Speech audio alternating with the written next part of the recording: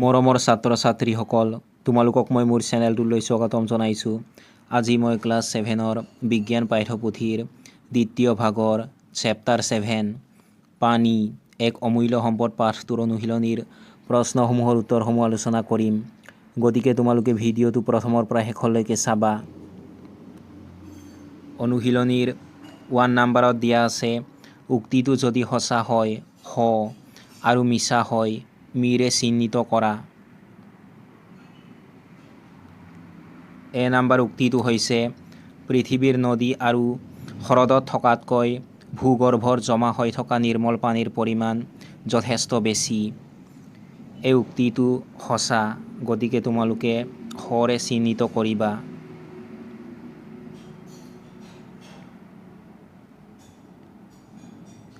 B number উক্তিটো হৈছে, গাঁও অঞ্চলত বাস কৰা মানুহে পানীৰ নাটনিৰ সমস্যাত ভোগে। এই উক্তিটো মিছা, গতিকে তোমালোকে মিৰে চিহ্নিত কৰিবা।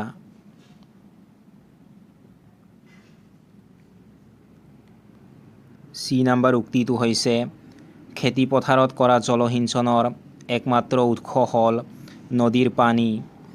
এই উক্তিটো মিছা, গতিকে তোমালোকে মিৰে চিহ্নিত কৰিবা।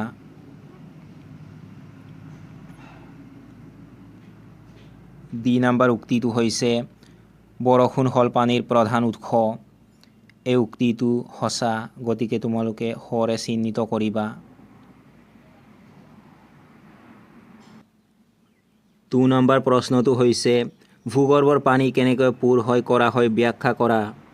তোমালোকে উত্তৰত লিখিবা, বৰষুণৰ পানী আৰু অইন উৎসৰ যেনে নদী আৰু পুখুৰীৰ পানী নিগৰি মাটিৰ তললৈ সোমাই যায় আৰু তলৰ গভীৰতাত থকা খালী ঠাই আৰু ফাঁকসমূহ পূৰায়।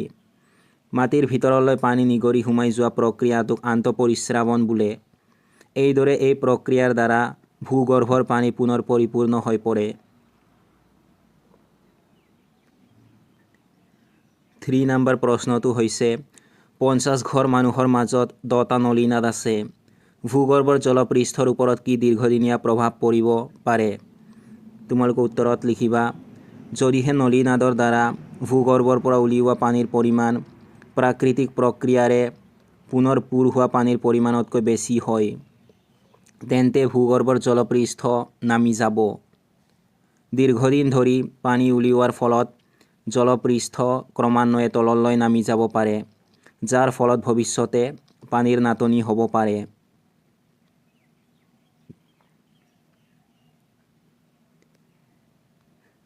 ফ'ৰ নম্বৰ প্ৰশ্নটো হৈছে, তোমাক এখন বাগিচা পৰিচালনা কৰিবলৈ কোৱা হ'ল। তুমি কেনেকৈ কম পানী ব্যৱহাৰ কৰি পৰিচালনা কৰিবা।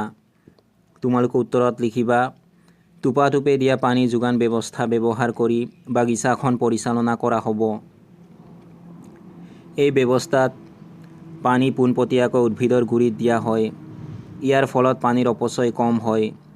এই পদ্ধতিৰে পানীৰ নাটনিৰ সমস্যাও দূৰ কৰিব পাৰি।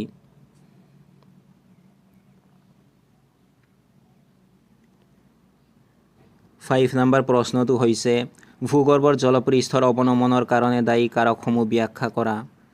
তোমালোকে উত্তৰত লিখিবা, ভূগৰ্ভৰ জলপৃষ্ঠৰ অৱনমনৰ কাৰণে দায়ী কাৰকসমূহ তলত দিয়া হ'ল। জনসংখ্যা বৃদ্ধি। জনসংখ্যা বৃদ্ধিৰ লগে লগে গৃহ নিৰ্মাণ, দোকান, কাৰ্যালয়, ৰাস্তা পদূলি আৰু পদপথৰ প্ৰয়োজনীয়তা বৃদ্ধি পাইছে। ইয়াৰ ফলত উদ্যান আৰু খেলপথাৰৰ নিচিনা মুকলি ঠাইৰ পৰিমাণ কমি গৈছে। সেয়েহে এনে পৰিস্থিতিত বৰষুণৰ পানী ভূগৰ্ভলৈ নিগৰি সোমোৱাৰ পৰিমাণ কমিছে। উদ্যোগ খণ্ডৰ বৃদ্ধি। সকলোবোৰ উদ্যোগেই পানী ব্যৱহাৰ কৰে। সৰহভাগ উদ্যোগেই ব্যৱহাৰ কৰা পানী ভূগৰ্ভৰ পৰা আহৰণ কৰে। কৃষিভিত্তিক কাৰ্যকলাপ। খেতিয়কসকলে পানী যোগানৰ কাৰণে ভূগৰ্ভৰ পানী ব্যৱহাৰ কৰিবলগীয়া হয়। জনসংখ্যা বৃদ্ধিৰ লগে লগে কৃষিকাৰ্যত ভূগৰ্ভৰ পানীৰ ব্যৱহাৰৰ মাত্ৰা দিনক দিনে বৃদ্ধি হৈছে। ফলস্বৰূপে ভূগৰ্ভৰ জলপৃষ্ঠৰ অৱনমন ঘটিছে।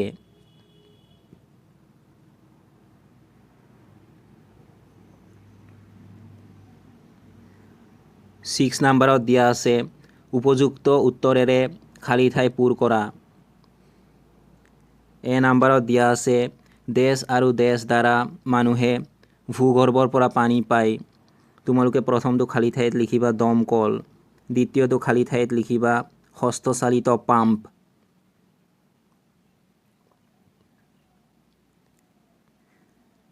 বি নাম্বাৰত দিয়া আছে পানীৰ তিনিটা ৰূপ হ'ল দেশ, দেশ আৰু দেশ। প্ৰথমটো খালী ঠাইত তোমালোকে লিখিবা গোটা, দ্বিতীয়টো খালী ঠাইত লিখিবা জুলীয়া, তৃতীয়টো খালী ঠাইত লিখিবা গেছীয়।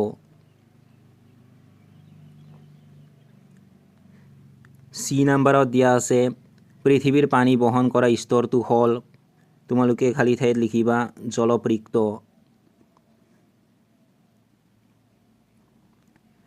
ডি নাম্বাৰত দিয়া আছে যি প্ৰক্ৰিয়াৰ দ্বাৰা পানী নিগৰি মাটিৰ তললৈ সোমাই যায় তাক দেশ বোলা হয়। তোমালোকে খালী ঠাইত লিখিবা আন্তঃপৰিস্ৰাৱণ।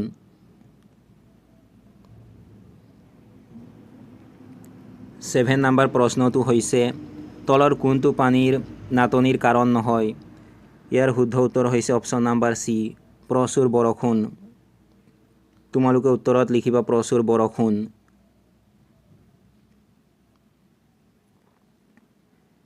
8 নম্বৰ প্ৰশ্নটো হৈছে শুদ্ধ উত্তৰটো বাছি উলিওৱা। মুঠ পানীৰ পৰিমাণ একে থাকে। ইয়াৰ শুদ্ধ উত্তৰ হৈছে অপশ্যন নম্বৰ ডি, গোটেই পৃথিৱীৰ। তোমালোকে উত্তৰত লিখিবা গোটেই পৃথিৱীৰ।